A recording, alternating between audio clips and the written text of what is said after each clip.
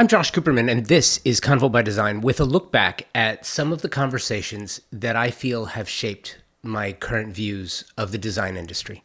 Influencers, creatives who directly impact the direction of our business. This one is really interesting. You heard from him last week in a 2016 conversation, Rebels of Design. This is him by himself because I really wanted to sit down with him. This is Matt Black's Cliff Fong.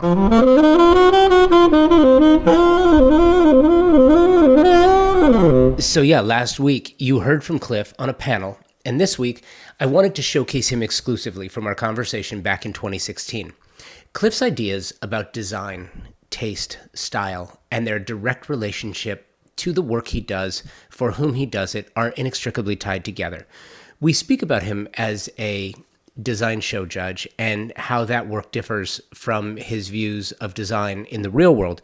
I would argue these viewpoints are more relevant now than they were then, because since the pandemic, I mean, look, haven't most design professionals become a reality design show in some form or fashion through social media? I would argue that most participate actively in the conversation now, as opposed to that in 2016, who most of which would just watch. One of the other aspects to this that I hope you notice are the things Cliff does around the work, as in not the work itself, but how he thinks about it. And you will find a certain Zen state in his approach that has truly influenced the approach I take to my own work. I have been influenced by this individual. I can say that for certain. I can still do way better at that, but this really did help me, and perhaps it can help you too. If you're into that sort of thing, enjoy my conversation with Cliff Fong from 2016 right after this. For over 2 years now, you have heard about my partnership with Thermosol. So you know that I have extremely high standards for Convo by Design partnerships. Thermosol is an extraordinary partner because there is this rare combination of intuitive design with exceptional performance. They have state-of-the-art facilities located in Round Rock, Texas, and a company that's about to celebrate 65 years offering excellence in form and function. The Wellness and Design Thought Leadership Series presented by Thermosol is a programming feature that regularly showcases remarkable design talent and how they do what they do and the manner in which they do it, allowing designers to emulate successful strategies and make smarter clients who know what questions for of top professionals. If you want to understand more about this company and their history, please check the show notes for the link to episode 221 with Thermosol third generation CEO Mitch Altman. He explains the history behind the company, and really that's what makes this company so special. Combine that with the cutting edge technology, their world-class domestic facilities, and you have a company delivering predictable elegance upon which you can rely. And nowadays, how important is that? Thermosol.com. This is Convo by Design. I am with interior designer Cliff Fong at the Crestron showroom in the Pacific Design Center, West Hollywood, California. Follow Cliff at Matt Black Inc. on Twitter. I've been excited to talk to you for a while. Actually, thank you. Welcome. Wanted to actually talk to you before Ellen's Design Challenge, and I'll get to that in a minute. How did you get started in design? Well, I was working in fashion and traveling quite a bit to European capitals when I was in my early and mid-20s. And while I was doing that, I started buying furniture for myself, and mostly 20th century French design. I got very interested in the work of Jean Prouvé and Charlotte Perriand and Serge Mouy. I had also studied art history in college, so I had a way of putting almost everything I saw into some kind of historical context through my study of art. So when I started looking at architecture and furniture, the kind of my enthusiasm of it is very complementary to my enthusiasm for art. And when all those three things came together in context, that's when I started thinking about putting environments together, doing things in my own home, doing things for friends' homes, and then before I knew it, I had kind of a career going while still working in fashion. And then maybe just only half a dozen years ago, I decided to stop working in fashion full-time and move more towards working in design full-time. Did the teeter-totter of passion and love, did it switch from fashion to interior design? Not so much. I wouldn't say it was a huge switch or shift. It was more, I think, the idea that there became more interesting projects, and things sort of phased out a little bit with fashion, and more towards things that were kind of maybe more immediately gratifying in the kind of the interior design world, where fashion is one of those industries where you have to put a lot of effort in up front before you actually see any kind of manifestation of your inspiration or creative work. And then later, you're lucky if it gets received well. See, that's so interesting to me, because when I think about it, I would think of fashion as more temporary. It is, for sure. I mean, it's we're talking about two industries that primarily function in the luxury market. So the things that hold those industries together sometimes are a little bit flimsy, right? They're not necessary for the most part. But some people find patronage of those two industries more necessary than others, and of course those are the people that I enjoy working with the most, people who have like a meaningful love for design, or at the time, people who have a meaningful love for fashion, people who understand that it's more than just something to cover your body, or more than just something to supposedly impress people or get photographed in. Really, it's a matter of communication. And I think when people think about designing their homes, if they do it thoughtfully, it's about communicating something very personal and not just making it feel comfortable or living in something that feels like a nice hotel. So to me, they're very kind of complementary industries.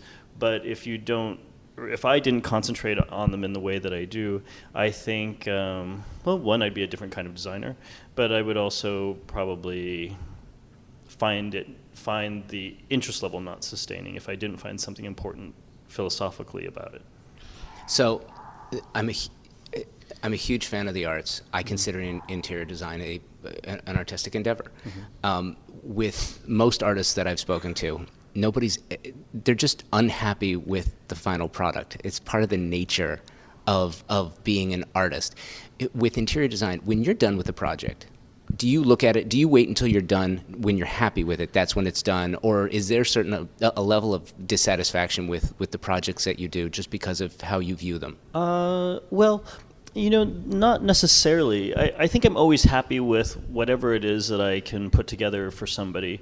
There are so many variables, so a lot of times people find it difficult to work with too many variables because people might find it difficult to control those variables. But for me, variables mean that I have more options, more possibilities, and more different ways to look at something. So the process of doing interior design for me isn't really about me being satisfied with my own personal work. It's more making sure that the person that I'm designing for, within the set of variables that I've been given, or a set of interests, or requirements, that they're really happy. And if I can create something that looks nice, that says something about them personally, and that's also reflective of my interest in making and improving their environment, improving the way they live, hopefully giving them something stimulating, then it's very rare that I ever feel like I need to look back. It wasn't like my work in fashion where I might feel like I had a great idea and we'd go ahead and produce the sampling, we'd sell it, and by the time I saw it, 6 months later in a retail store, I kind of wondered what I was thinking. I very rarely feel that way with interior design work, because it's more about the service we provide than it is about my own personal work. In my own home, however, I have all sorts of things that go up and down and back and forth, and I'm not sure if I'll ever be entirely satisfied. I definitely enjoy the way I get to live, but I also like the idea that that's easy to change. So that's interesting. The philosophy, it's all about the client. If the client's happy, you're happy. I think so, yes. But I also, it's an advisory position that I take as well. So I'd like to find a way to work within their interest level or aesthetic to create something interesting.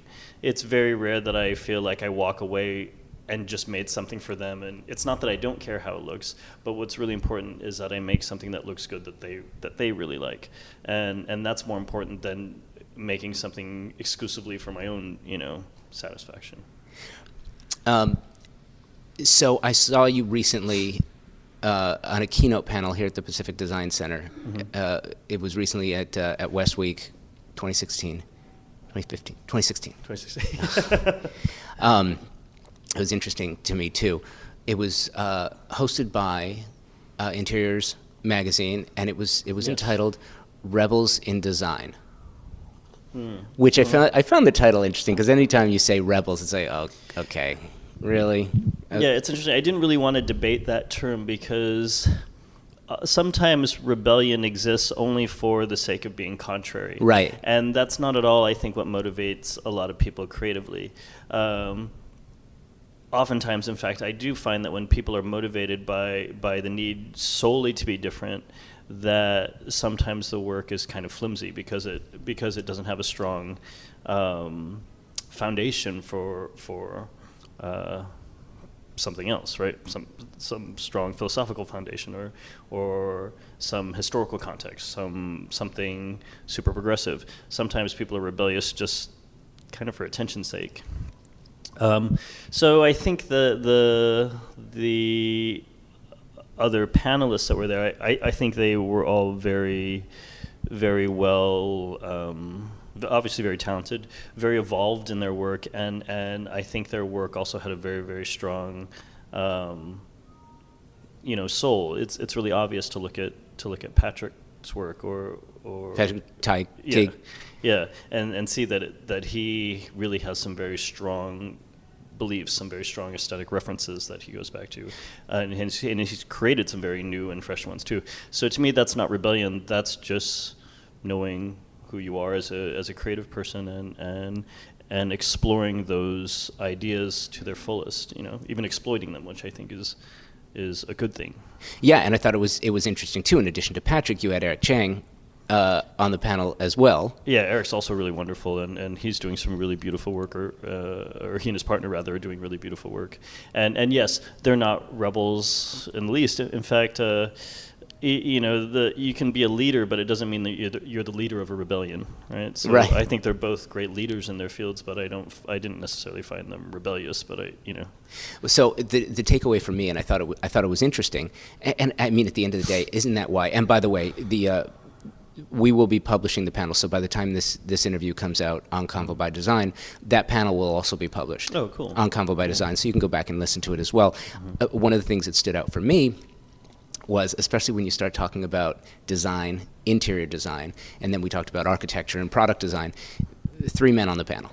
Mm-hmm. Which is interesting for an interior design conversation, insofar as 10 years ago, it would not have been that way.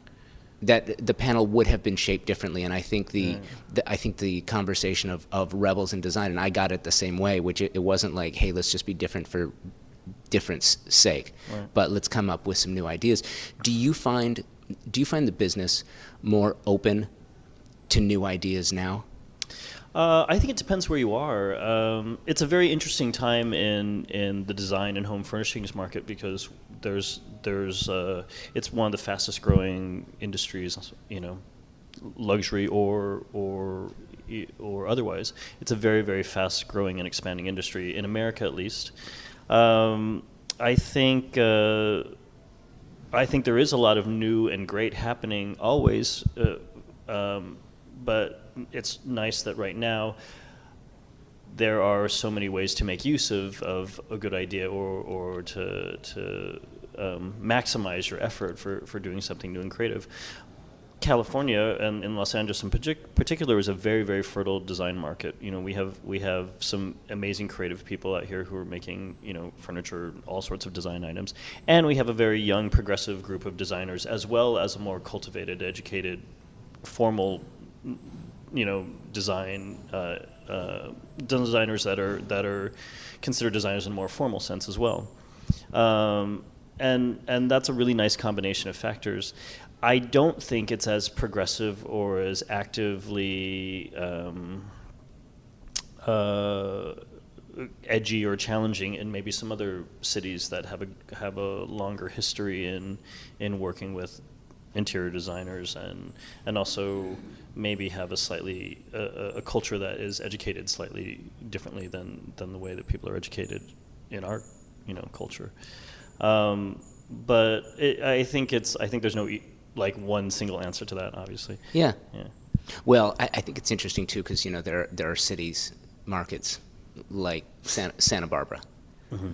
Santa Barbara's not going to be as open-minded. I guess maybe is it that in certain cities or in certain markets that have their own signature look. Mm-hmm. I don't know. I think that's changing more and more as time progresses. Santa Barbara might be a little more traditional, but there are quite a few progressives in the Montecito area, and there are a few design resources from Los Angeles that now exist in that area as well. So I think it's all really about the person, and kind of one of the really nice things about our time is that I think people aren't restricted to living in first-tier cities in America.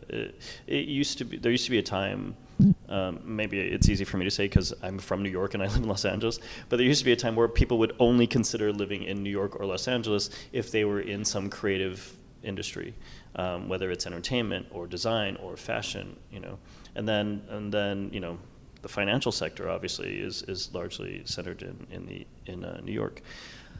But now, because there's so many people who live more kind of free-form existences because it's so easy to do business online or through email correspondence or Skype conferences, that people can really live anywhere and travel to where they need to for work. And maybe that's actually a little more interesting than the obligation of living in the same city every day and having kind of a daily grind to deal with.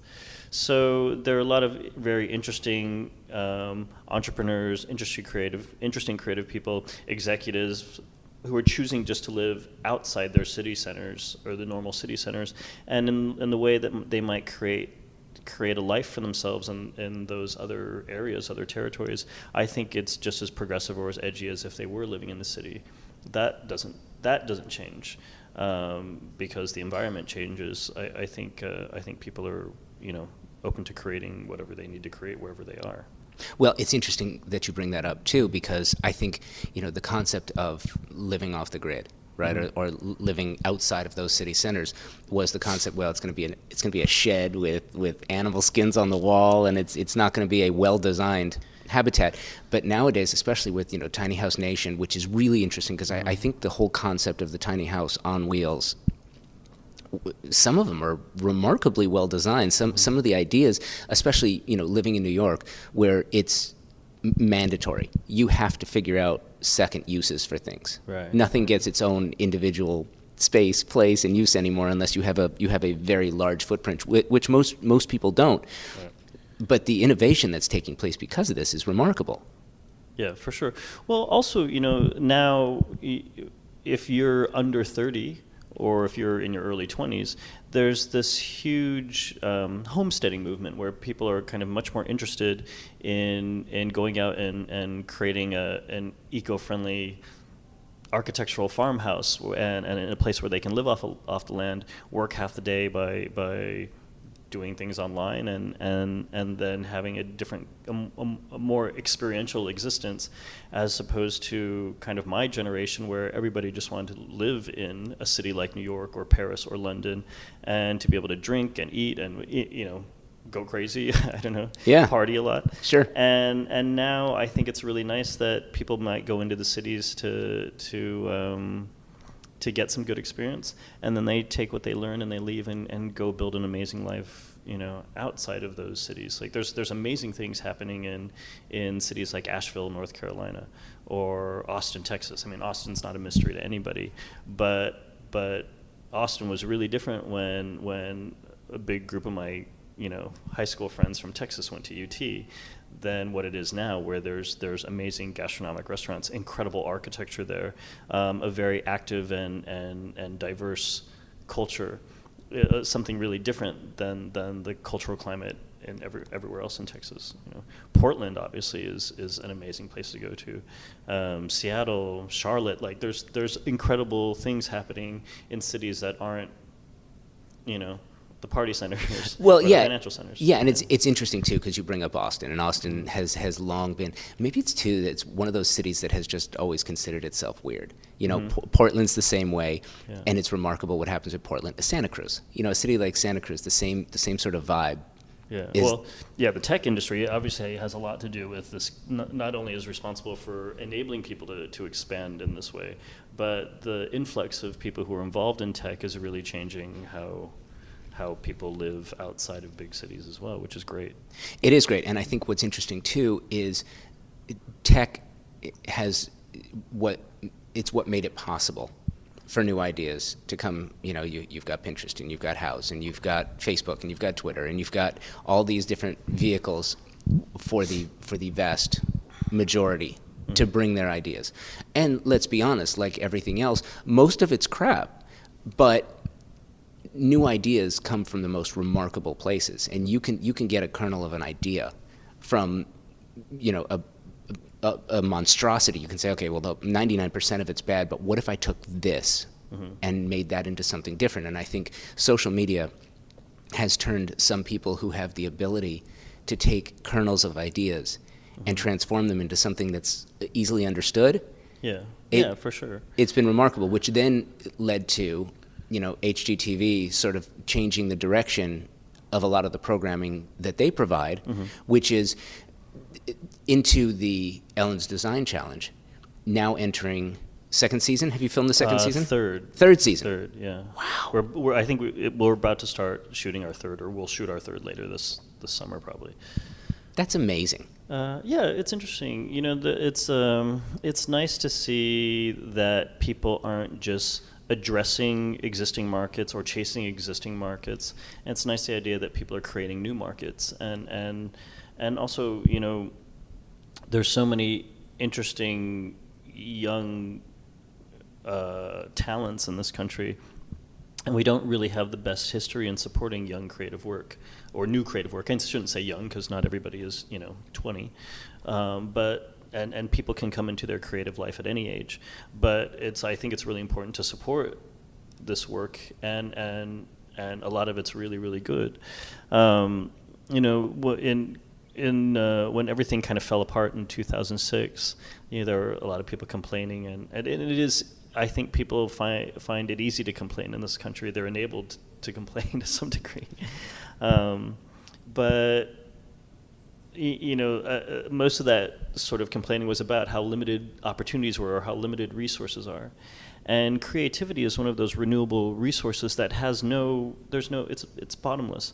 So the idea that more people are doing interesting creative work means to me that more people should be supported to pursue this kind of work, because this is what moves things forward, but this is what could also, change the way we think about how we address our economic concerns in this country, and the more that we support people who have this kind of progressive way of thinking about how they work, what they create, I think the better off we'll be in the future. You are listening to my conversation with Matt Black's Cliff Fong. We'll be right back. We are living at a time of incredible growth, both technologically and creatively, with respect to interior design, exterior design, and architecture. There is no question. There are companies thinking differently about the business of design and how to make products super serve those for whom they're being made. One of those companies, and one of my favorites, is Moya Living. Designer and fabricators of some of the most stunningly beautiful, incredibly durable, and highly functional kitchen, bath, and outdoor kitchen cabinetry on the market today. Powder-coated steel with stunning lines, vibrant colors to fit any design style or aesthetic. a history of designing cabinetry for the scientific community. So you know it's been tested in some of the truly the most harsh conditions available. Moya O'Neill is the CEO and founder of Moya Living. She's the inspiration behind the design. Designers, their specification process is so simple. It will make your job so much easier. Check them out online through the socials at Moya Living, their website, moyaliving.com, and in the real world, their live kitchen showroom in Fountain Valley, California. Backing up a second. So at the time you're a working designer, you're managing your clients, you're trying to find new clients, you're sourcing, you're doing all this stuff. How do you find yourself as a judge on a TV show? Sorry, you mean how do I incorporate that in everything else I do, or how did somebody else find me to do that, or? Sorry, no. How did you wind up there? And then later the question is going to be, how do you manage that with the shooting schedule? But I'll get to that one in a second. Oh, gotcha. Well, I was very lucky, obviously. I think I had been asked to do reality television a few times before, but to be honest, it was never attractive to me. I'm not a person, I think, who thrives on attention, and to some degree maybe I shy away from it a little more, although I think I'm starting to get used to it. But because Ellen DeGeneres produces the show, and that also bears her name, I knew that the message was always going to be positive. And the first season I was just a guest judge, and I really got a lot out of it. I really felt like it was nice to share thoughts with people. It's nice to be asked, or it's nice that people care what I think too. But it's also very nice to feel like I am helping support someone who's trying to figure things out in their creative career. When I was in college, I don't know if I've ever been an egghead, but maybe I sort of felt egg-headed a little bit for a while there. And I thought, the only thing I can do with all this information is teach. And I didn't really feel like, it wasn't obvious to me that I might become a more creative person. It was more that I would kind of construct and deconstruct things in my head based on my historical knowledge of an aesthetic. So I thought, maybe I'll teach at Art Center, maybe I'll write about the arts, or design or fashion or something, and I did a little bit of that for a while too. So I didn't really expect to come into any kind of creative life for myself, but fortunately my parents gave me a lot of freedom and a lot of support and encouragement. And as things kind of progressed, anything that crossed my path that was intriguing, I felt like I had the freedom to pursue it, and somehow it ended up becoming this. When it came time to do some work with the show, one of the things that I remembered the most is sort of feeling like I had support and encouragement and some very good professors to help kind of guide my inspirations and thoughts, and that's what's nice about being on the show, is that I hope I'm not just a talking head, and I'm not just a co-host, or I'm also a mentor and a judge, and I'd like to think that my commentary is always hopefully thoughtful and helpful, maybe and fair, of course, as well. So it's nice to have an opportunity to be all those things for I think someone who really receives it or appreciates it, and that's the best part of being on that show for me. Well, I think it's interesting too, and I will preface the next comment by saying I think you are a remarkable judge. Thank you. I think a lot goes into it. It's not just saying, oh, I like that, oh, I don't like this, or what were you thinking? Those are three obviously very easy responses, but you can't do that. You have to really put some thought into the character that you're portraying. Mm-hmm. You can't tell someone that they just did a terrible job. You're trying to encourage them. You're trying to bring out the best in them. It's not about breaking them down. Yeah, you want to bring out everything that they have. So as you're preparing for this for the first time, and I guess the second part of that question is, how do you grow as a judge too? Because you're judging someone's talent. It's a very personal thing, and it's something that you do for a living as well as for a passion as well. So you understand it better than anybody. How do you develop that? Well, yeah, for me, I don't feel like there's no issue about creating a public persona or a character. That sort of is just who I am. Yeah, no, I get that.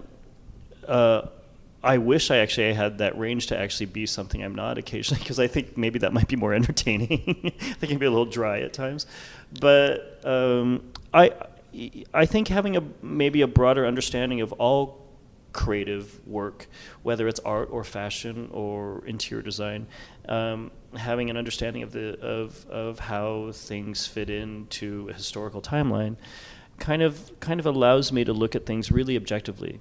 And just because it might not be something that I would put in my own home, doesn't mean that it's something bad. Just because it's something that I might use for a client or might not use for a client, doesn't mean that it's right or wrong. I like the idea that I can look at something objectively and think about it and comment on it and judge it for its own merits. If there's some things that detract from it, I think very carefully about why that is, and try to really make sure it's not just my personal opinion, although obviously my personal opinion has something to do with what's shared. But in my sharing of information and opinion, it's usually about looking at things in a broader sense and not just what I believe might be right for myself or for a client or something else out there in the world. Obviously, if you look at the broad spectrum of everything that exists in the design market, it's not a big deal to make a pillow with a polka dot on it. I don't think I've ever thought I need to find a pillow with a polka dot on it, but it doesn't mean that if someone makes one that I can't see the value in it, and whether it's a value for the HGTV viewer or value for a dealer on La Cienega, or if it's something that should wind up at auction, 30 or 40 years later and have some value. I think if I take all of that into account and I understand what a creative person's purposes are, I can help guide them to make sure that they make the most of their effort. Whether the idea is that it shows up on HGTV or on an online retailer, Pottery Barn, Crate and Barrel, or do they want it to be in a museum one day, or do they want it to be on La Cienega? It's more just thinking about what it is that is a person's strength and making the most out of that. I've gotten to know a little bit about you just in the few minutes we've been talking. So I'm gonna guess at the answer to the first part of the question. Okay. But not the second part. So the first part is, do you watch the show? I do. Well, yeah. not from a fan's perspective, because obviously you tend to shy away from the attention. But do you watch it? Do you watch it to be critical of your own performance? Do you watch your own performance? Do you look back and say, "Wow, I wish I would have said this, or I would have said that," or can you sit back and just watch it? Yeah, I do watch it. I actually find it quite easy to watch, but not because I enjoy watching myself at all. But there's so much that I don't see during the production. So it's very interesting to see what it is that they've shot without me.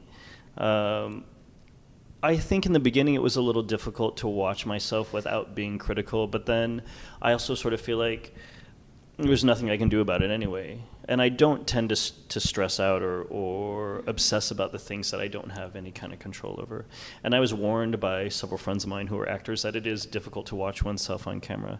But I have to say, the team on the show, the production crew is amazing. And I do feel like I'm edited very kindly and generously. So whatever comes out in an episode, I think I am very kind of proud of. I'm very happy about it. I'm at peace with it. And if I wasn't, I couldn't change anything anyway. But I was actually very entertained by the show, mostly because I get to see all of those things that happen without my presence. There's so much that goes into making a show as well, that to me that's really fascinating. Just seeing my little part and then seeing the finished product is really different. It's sort of like for me, maybe just suddenly buying shoelaces and putting them in, and then later going back and seeing that, oh, that's how you build a shoe, where all I did was put on the laces, you know. So it's kind of it's a really nice thing to be able to do. On the other side of that question, production can take a lot of time. Yes. Can take a lot of time. So knowing that you still have to do the work that you do, you're a designer, you have to source products, you have to find new clients, you have to. How do you manage the time and the shooting schedule? Well, I feel very lucky in that regard. One, because I as of yet, some wood to knock on. I have never really needed to look for clients. Fortunately, everybody finds me, and I have a really nice group of people who seems to come to us, and obviously there are some hard timelines that we have to adhere to, but for the most part, people are very understanding. We're obviously not abusive with our time because I like working quickly. I like making sure that projects get wrapped up in as timely a fashion as possible, and I really like the clients that I get to do things for. This past season, there were no scheduling conflicts, thankfully. And I also have a really good team of people that I work with, so people who I really trust to execute something if I can't be there, or ask the right questions if there's something that needs to be answered that they can't do for themselves. So there's a nice combination of factors that works in my favor, but I'm not sure how some of my other friends who have television shows do it, and I'm not sure how some of my friends who actually only have television shows, how they or movie careers. I don't know how they manage the rest of their lives sometimes, because I would find it really disruptive. Last question for you is, most of the designers that I've spoken to, it's really interesting. There's a couple of consistencies in the business, and I think that's because this is how a lot of people judge success in the shelter space with regard to designers, not so much architects, but with designers in particular, is when you ask a lot of designers, what is it that you want out of the career? It's obviously to build a successful firm, and it's to do good work, and it's to do work that you're proud of, but also it's to have a show, and I get that a lot, and it's to have, and maybe it's just from a promotional standpoint. Maybe other designers aren't as fortunate as you've been, and it's the gratification that you get from that, but also because it can, depending on what the show is, it could be a calling card. Yeah, I can't deny that there are some very obvious opportunities or perks that are associated with being on television, for sure. But I tend to think less about those and more about what it is that I am there to do, and hopefully just do a good job. I don't think that career would ever, I hope it would never really eclipse the kind of importance or the meaningfulness of some of the other work that I've done in the way that I think about it. You know, I think maybe it would work better for other people, but not for me. But if I don't have that kind of personality that supports branding myself and putting my name out there in a big way and kind of pushing my own personal agenda. I think I'm much better. I much prefer the thought that people might identify with something that I do, my work. They might find some value in it. They might appreciate it. They might want to have me work with them, but not because I'm on television, not because I've worked with somebody else in the way that everybody might want Jennifer Lawrence as manicurist or something. You know, I'm hoping that people really concentrate on the work and less of everything else. But that being said, I think if I have some opportunity or to have some sort of public platform, if I have a following, so to speak, I would definitely like to make sure that that I make the most of that, especially as I get closer to maybe my 50s or something, and maybe think about retiring. But I think all of that would always start with something substantial and meaningful in relation to work, and I don't think you'd ever see me doing something where it was really just about self-promotion. I hope not. I don't know. What else, as a complete aside, what else do you do besides work? What do you like to do for fun? Oh well, really spent a lot of time in nature, and actually most of my childhood and young adult life, I felt like I was going to work in the natural sciences in some way. So I'm quite preoccupied with conservation, and I take dive trips whenever I can. And I hope actually maybe to work in marine conservation at some point. If I ever am able to get out of the city a little more and maybe split my existence between here and somewhere else, I think that's probably what I would do. I spend a lot of time in galleries and museums. I really get a lot out of looking at other people's creative work. Fine art obviously is really important to me. I travel quite a bit for work and for pleasure also, so I'm always kind of out there kind of experiencing things. Maybe it's kind of shifting a little more towards nature and less culture, but I get inspiration from both kinds of experiences, and that's a really, really nice thing. And I guess outside of that, I don't know, spend a lot of time with my dogs, I guess. and maybe doing as little as possible for an afternoon if I can afford it, as opposed to, filling all my time with things that might be productive. But. I can totally dig that. Awesome. Yeah, that's cool. Thanks. This is another Convo by Design with Cliff Fong, interior designer, and celebrity judge. Oh, gosh. Whatever. Well, thanks for having me. Cliff, thanks. Thank you. I know you love talking about great partnerships the same way I do. Let me tell you about an incredible design partner who is working with us on the Convo by Design Remote Design House Tulsa project, Franz Wegner, a company created in 1899 in Attendorn, Germany. They started manufacturing brass beer taps. In 1921, the company expanded to Buenos Aires, manufacturing brass faucetry. The company launched in the US in 1992, and Franz Wegner Premium Collection began in 2008. Franz Wegner crafts high-quality, premium faucets with the objective to create a design-oriented luxury product that exceeds the standards set by world-class designers and architects. Pretty heady stuff, and they do it. If you see a Franz Wegner faucet, it is stunning. You use Franz Wegner faucets, and they perform flawlessly.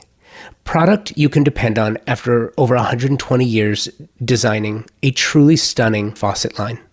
For more information and to check out the entire line of faucets, visit franzwegner.com. So I'm going to spell it for you, right? FranzVigner.com. Thank you, Franz Wegner. Thank you, Cliff. Loved hearing this again. Really did. I remember it like it was last week at the Crestron showroom in the Pacific Design Center. I don't think that showroom is there anymore, but it is here at Convo by Design. Thank you to Convo by Design sponsors and partners Thermosol, Article Furniture, York Wall Coverings, Moya Living, and Franz Wegner for your continued support. And of course, thank you for downloading, subscribing, and listening to the show. Thank you for the emails of support and guest submissions. I absolutely love them, and it's allowed me to find some truly amazing talent to showcase. Please remember why you do what you do and for whom you do it. Designers, architects, artists, product designers, showroom managers, publicists, magazine editors, publishers, set decorators, and everyone else that makes our industry so special and stronger by the day. This show is for you. That's why I do it. Thanks for listening. Be well. And until next week, take today first.